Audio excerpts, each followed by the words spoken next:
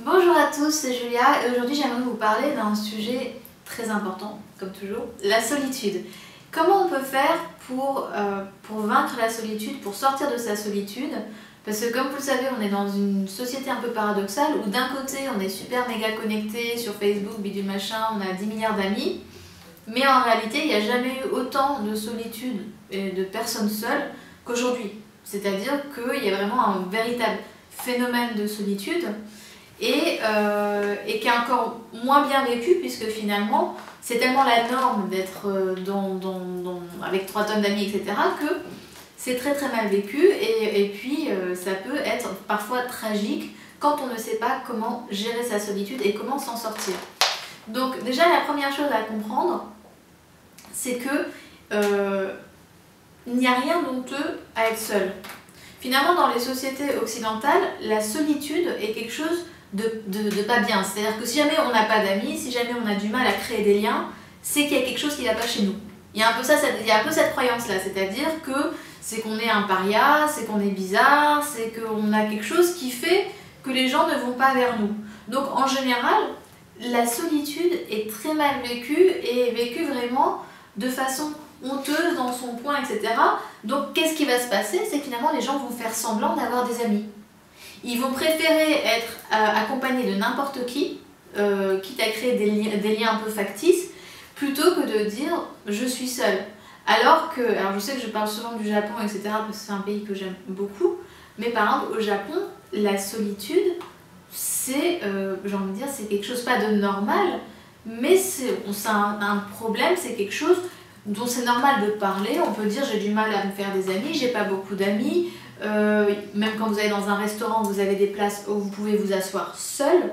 Il y a vraiment beaucoup d'activités créées pour les gens seuls, justement, parce que voilà, il n'y a pas de honte autour du fait d'avoir du mal à se faire des amis, tandis qu'en France ou aux États-Unis, etc., c'est vraiment quelque chose de bizarre, quoi. On est un sans-amis. Vous savez, il y a cette fameuse truc qui est presque une insulte, t'es un sans-amis. Donc voilà.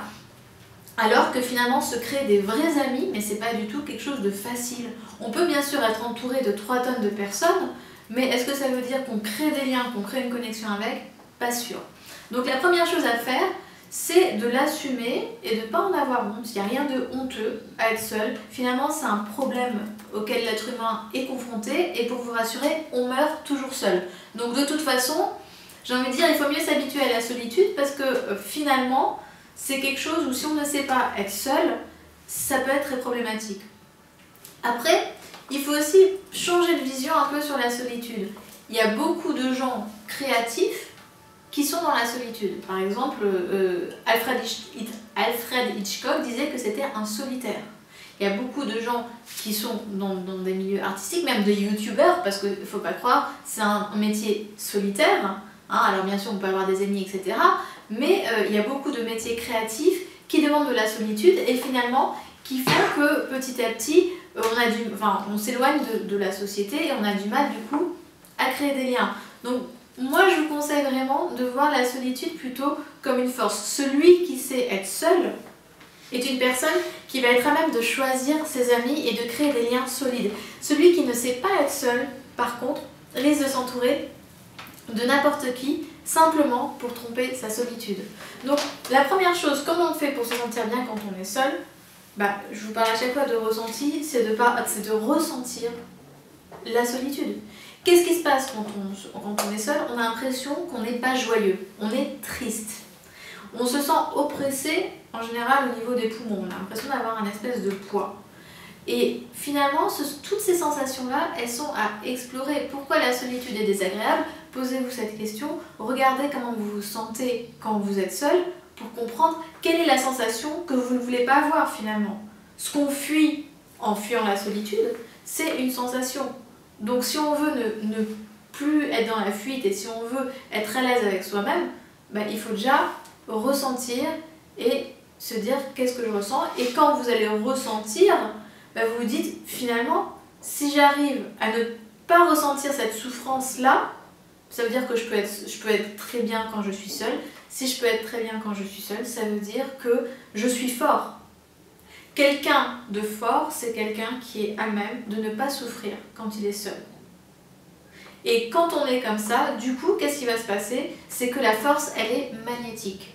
Quand vous êtes fort, vous arrivez à attirer naturellement les gens à vous.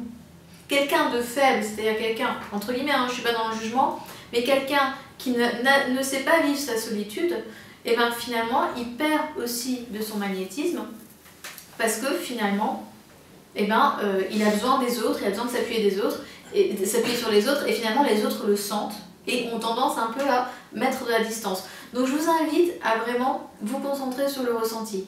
La troisième chose que vous pouvez mettre en place, c'est créer votre univers. C'est-à-dire que quelque part, quand on est seul, c'est aussi un moyen de se découvrir, d'enrichir notre intériorité.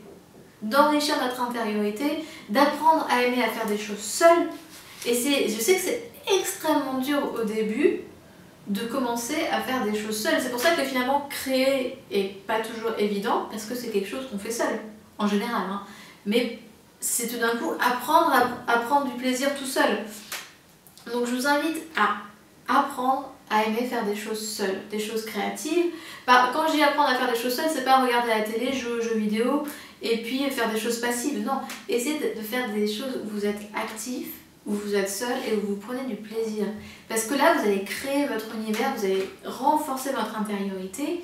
Et là, quand vous avez un univers, vous pouvez inviter des gens dedans. Vous pouvez laisser les gens venir vers vous et en plus vous devenez une personne intéressante qu'on a envie de connaître.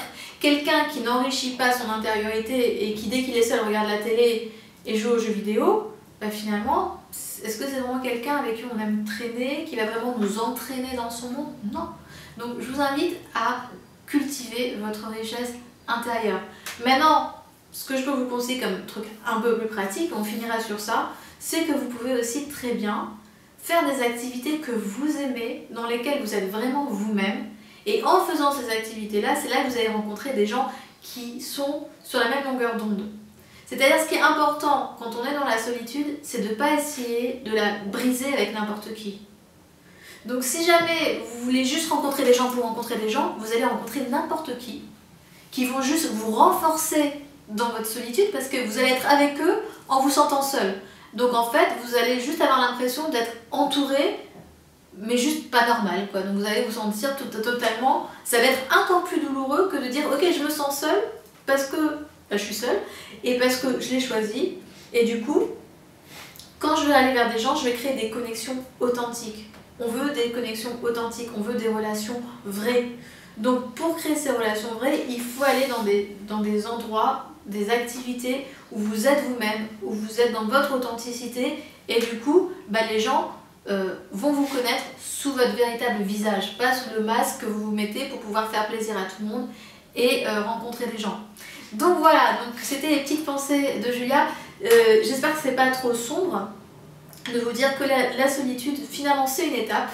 C'est une étape qui renforce, qui enrichit son intériorité et que c'est ça qui va vous rendre magnétique, qui va faire que les autres vont venir vers vous. Donc voilà, je vous dis à très bientôt pour la prochaine vidéo. N'hésitez pas à faire des commentaires, à commenter, à me dire est-ce que vous vous sentez seul? Est-ce que vous avez honte d'être seul?